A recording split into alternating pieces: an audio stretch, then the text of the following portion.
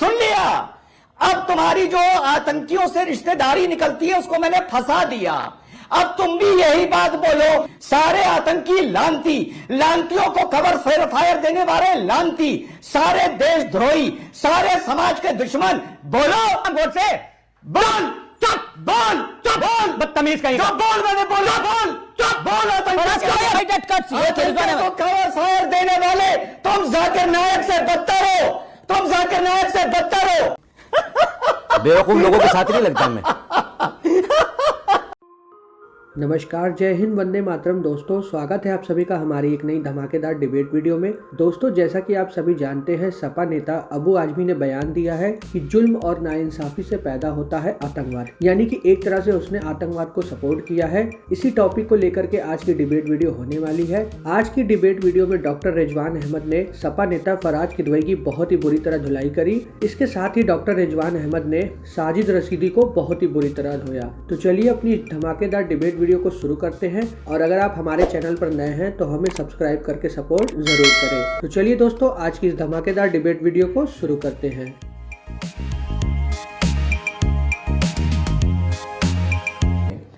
ये हर घटना की निंदा जरूर करते हैं जब भी कोई आतंकी घटना होती है, और भारत में अगर कोई आतंकी घटना हो तो पाकिस्तान भी उसकी निंदा करता है। सिमिलैरिटी देखिएगा, जो पहलगांव की घटना हुई थी उसकी निंदा भी पाकिस्तान ने की थी 22 अप्रैल को, लेकिन निंदा करने के बाद पाकिस्तान भी सवाल पूछता है, और निंदा करने के बाद ये लोग भी भारत के नेशनल टीवी पर बैठ के सवाल पूछते हैं। सिलेबस दोनों का एक है, पहले निंदा करो, फिर सवाल पूछो, फिर सरकार और मोदी को टारगेट करो। आप लोग जाकिर नायक के पीछे पड़े हैं, बेचारे के। जाकिर नायक बेचारा पुलिस पड़ी है बेचारे के। अरे अमीश देवगन भैया, आपके चैनल पर जाकिर नायक बैठे हैं। अरे अबू आजिम दूसरा जाकिर नायक ही तो है। चार मीनार हैदराबाद का सांसद जाकिर नायक ही तो है। जाकिर नायक भी कौम को भड़का रहा है, ये भी कौम को भड़का रहे हैं, तो उसको कहे भगा रखा है, उसको भी भारत ले आओ, या इन लोगों के मुंह पे ताले लगाओ, या इन लोगों को जेल भेजो, या इनके खिलाफ भी वही कार्रवाई करो जो जाकिर नायक के खिलाफ की थी। जाकिर नायक और इनमें क्या फर्क है, मुझे बताओ क्या फर्क है। अमीश जी बोला गया आपके चैनल पर, और कितनी शर्म की बात है, और मुझे उम्मीद थी कि आप इंटरप्ट करेंगे वहां पर। यहां पर यह बोला गया कि मजम्मत तो पाकिस्तान भी करता है, मजम्मत इस देश का विपक्ष भी कर रहा है, और विपक्ष को पाकिस्तान के साथ जो है वो जोड़ दिया गया। यह भी कहा गया कि आपके टीवी चैनल पर जो है वो जाकिर नायक बैठे हुए हैं, तो मैं तो सुरक्षा एजेंसियों से बोलूंगा कि न्यूज 18 को बंद करवाए फिर, अगर इस पर जाकिर नायक बैठे हुए हैं। लेकिन अगर इस चैनल पर जाकिर नायक बैठे हुए हैं तो नाथूराम गोडसे और उसका अब्बा भी बैठा हुआ है, क्योंकि इसी देश में नाथूराम गोडसे को जब महात्मा बताया जाता है, और इसी देश में जब यह कहा जाता है कि हेमंत करकरे हमारे श्राप की वजह से मरा, तो नाथूराम गोडसे यहां पर बैठ करके जो हंस रहा होता है और उसकी औलादें हंस रही होती हैं, तो उस पर कोई चर्चा नहीं होती। दूसरी बात, हमसे एक बात कही गई, नाथूराम गोडसे ने जो महात्मा गांधी की हत्या करी, 2 कौड़ी का लांती आदमी था नाथूराम गोडसे, उसे फांसी पर चढ़ा दिया गया। एक बार नहीं, नाथूराम गोडसे जैसों को 100 बार फांसी पर चढ़ाओ। लो, सुन लिया। अब तुम्हारी जो आतंकियों से रिश्तेदारी निकलती है उसको मैंने फंसा दिया। अब तुम भी यही बात बोलो, ओसामा बिन लादेन लांती, सारे आतंकी लांती, लांतियों को कवर फायर देने वाले लांती, सारे देशद्रोही, सारे समाज के दुश्मन। बोलो बोलो। Okay, Faraz Kidwai then Shahzad. अमीर जी, पहले इस आदमी से कहिए बदतमीजी ना कर रहे, चिल्लाए ना, क्योंकि गन शहीदा में इसके साथ क्या हुआ था ये पूरी दुनिया जानती है। अब सुनिए, अरे सुनो, अरे चुप, राक्षस कहीं के, 2 कौड़ी की तेरी औकात नहीं है, चुप रहे। तुम्हारे जैसे और कितने चले आए। नाथूराम गोडसे की औलाद, तेरा अब्बा था ना नाथूराम गोडसे। बोल, चुप बोल, चुप बोल, बदतमीज कहीं का। बोल, मैंने बोला बोल, चुप बोल। क्या आदमी कैसी भाषा बोल रहे हैं आप भी काम डाउन। चुप, बदतमीज कहीं। आप एक पार्टी को रिप्रेजेंट करें फराज किदवई, प्लीज मेरी रिक्वेस्ट। रंग के बैठा है यहाँ पर जवान बनने के लिए। बदतमीज आदमी, इसे कहिए चुप रहे। वो अपनी टर्न पे बोले। अरे बोलना जो मैंने नाथूराम के लिए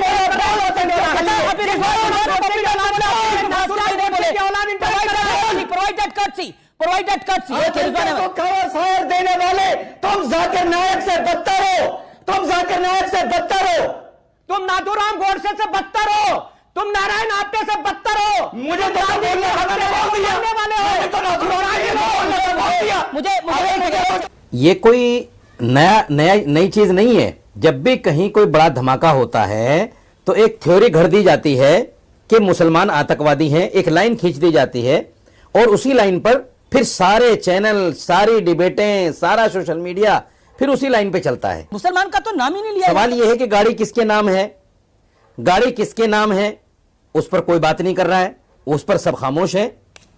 मैं ये कहना चाहता हूं, देखिए जो लोग मरे हैं उनके साथ हमारी सहानुभूति है। जो मुसलमान है अल्लाह उनको जन्नत दे, जो हिंदू है उनकी आत्मा को शांति मिले, जो जख्मी है उनकी जल्दी अच्छी होने की हम कामना करते हैं, दुआ करते हैं।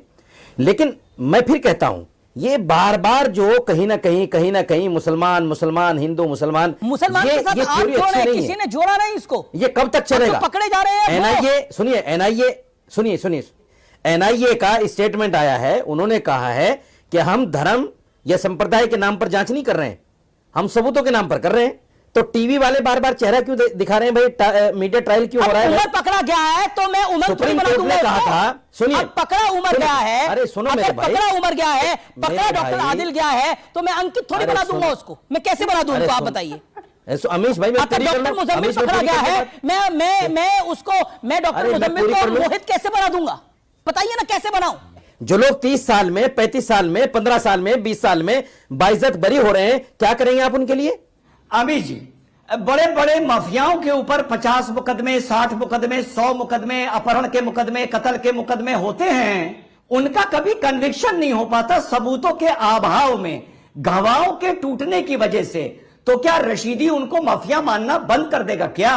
पहली बात। दूसरी बात, हम इन्होंने बोला कि साहब मजहब कोई नहीं होता, इनको मजहब के साथ जोड़कर क्यों देख रहे हैं?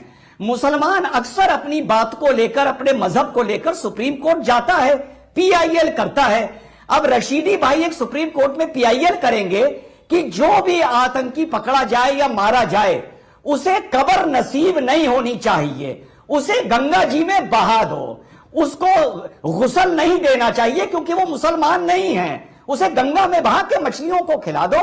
मुसलमान आतंकी जैसी कोई चीज ही नहीं होती तो काहे की कब्र? तो मेरे हिसाब से हम और रशीदी अगर एक पीआईएल करें तो क्या रशीदी मेरे साथ इसमें खड़े हैं? पैसे मैं नहीं लूंगा, सिर्फ वो अप्लाई कर दे, मुकदमा मैं सुप्रीम कोर्ट में लड़ लूंगा। मतलब आप कह रहे हैं अदालतनामा साइन कर दें? ओके अमीश भाई, बस जी, रशीदी। अदालतनामा साइन कर दें। मैं इस आदमी की शक्ल देखना नहीं चाहता, ये कह रहे हैं पीआईएल में मेरे साथ आ जाएं। बेवकूफ लोगों के साथ नहीं लगता मैं।